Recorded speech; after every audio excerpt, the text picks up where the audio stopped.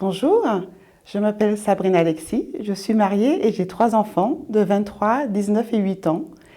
Ma famille et moi, nous faisons des expériences formidables avec Dieu. Et aujourd'hui, je vais partager avec vous une des expériences que je vis avec Dieu depuis le début de la pandémie du Covid-19.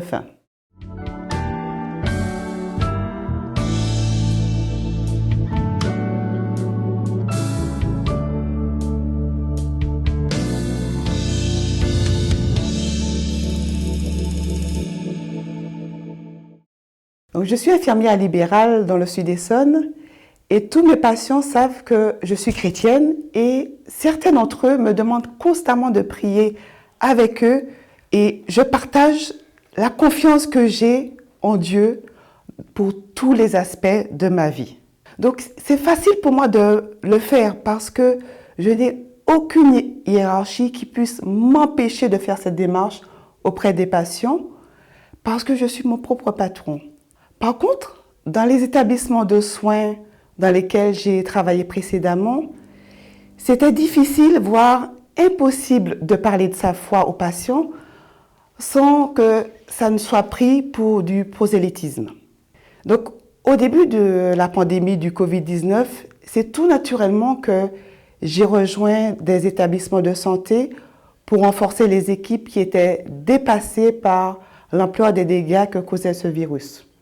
Lorsque j'arrivais dans les unités de soins, je pouvais voir et ressentir le désarroi, la crainte, le stress et l'impuissance des soignants face aux nombreuses personnes contaminées et surtout face aux décès qui survenaient en très peu de temps. J'ai commencé à proposer discrètement à quelques soignants de prier avec eux afin que Dieu les apaise pour remplir leurs fonctions et pour prendre en charge les malades. La réponse de Dieu fut immédiate, car les 2 premiers soignants avec qui j'avais prié m'ont fait part aussitôt d'une sensation agréable de bien-être. Donc, j'ai réitéré ma proposition de prière auprès de ces mêmes soignants et ils ont à nouveau accepté. Après quelques jours, quand je suis revenue dans l'établissement, d'autres soignants sont venus me trouver, me demandant si je pouvais prier avec eux avant de commencer leurs soins. Je fus ravie de prier avec eux et je glorifiais Dieu. Et un jour, la directrice d'un des établissements de soins m'a fait part de son désarroi face à ce Covid-19.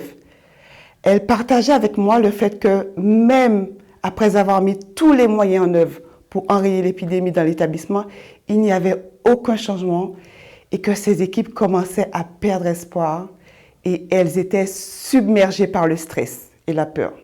Elle me confiait qu'elle était surprise de me voir travailler avec quiétude et sans laisser transparaître de stress ni de crainte face à cette situation.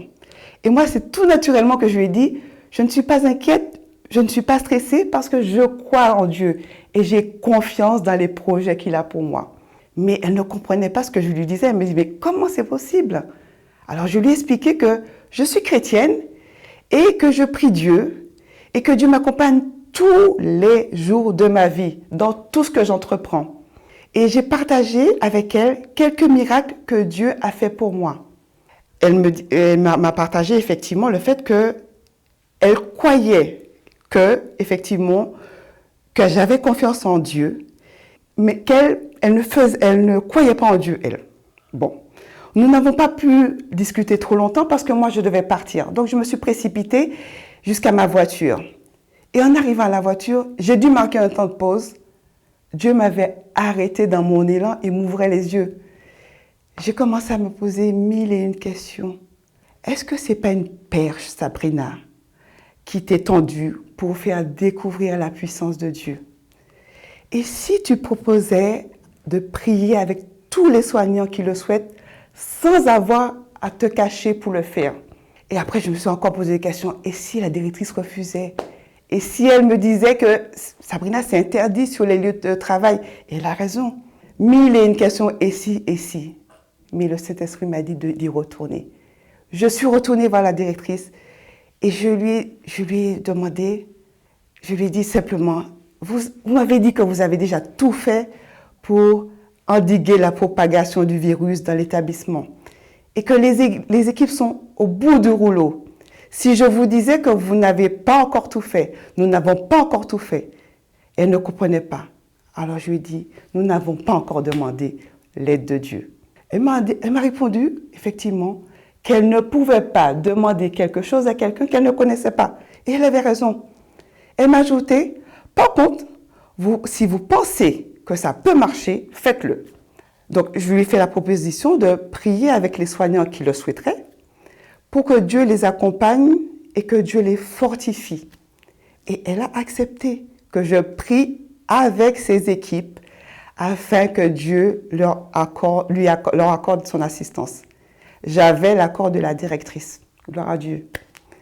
Quand je suis arrivée dans ma voiture, je louais Dieu pour cette opportunité. Et je remerciais le Saint-Esprit parce qu'il avait mis les mots justes sur ma bouche afin de sensibiliser la directrice.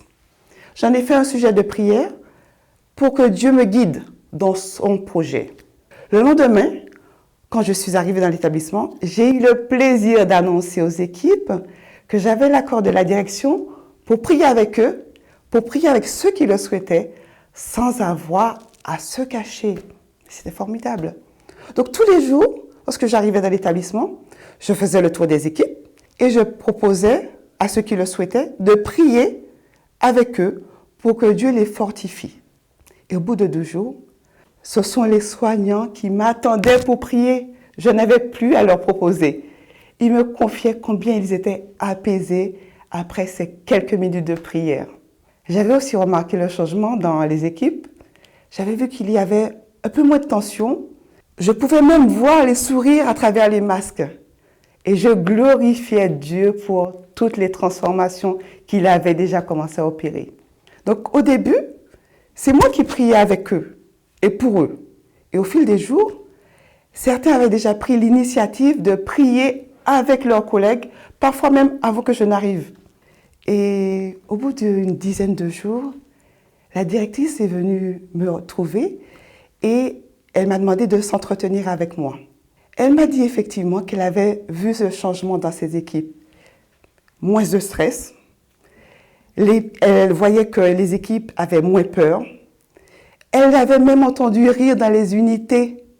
Et du coup, les équipes étaient plus efficaces. Et elle m'a demandé mon avis sur une idée qu'elle avait eue. Elle voulait mettre un tableau à l'entrée et que tous les soignants ou tout le personnel qui le souhaite mettent un mot d'encouragement pour les autres collègues. Je validais à 100% l'idée. Je me réjouissais de ce que Dieu avait fait. Je lui proposais d'écrire le premier mot, effectivement, et moi j'écris le deuxième. Et j'ai mis un verset biblique. Ésaïe 41, verset 10, qui dit « Ne crains rien, car je suis avec toi. Ne promène pas de regard inquiet, car je suis ton Dieu. Je te fortifie, je viens à ton secours, je te soutiens de ma droite triomphante. » Donc j'ai mis ce verset. Aujourd'hui, j'apporte encore mon aide dans cet établissement. Et lorsque j'arrive, c'est avec plaisir que je découvre ce tableau rempli de mots d'encouragement et de versets bibliques. Dans les couloirs, j'entends même des paroles de bénédiction prononcées. Et certains soignants m'ont demandé des études bibliques que l'on fait pendant leur temps de pause, leur temps de déjeuner.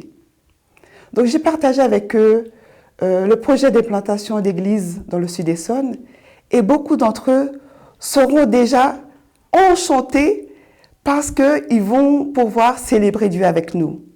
Donc, si vous avez effectivement l'opportunité de faire du bien autour de vous, faites-le.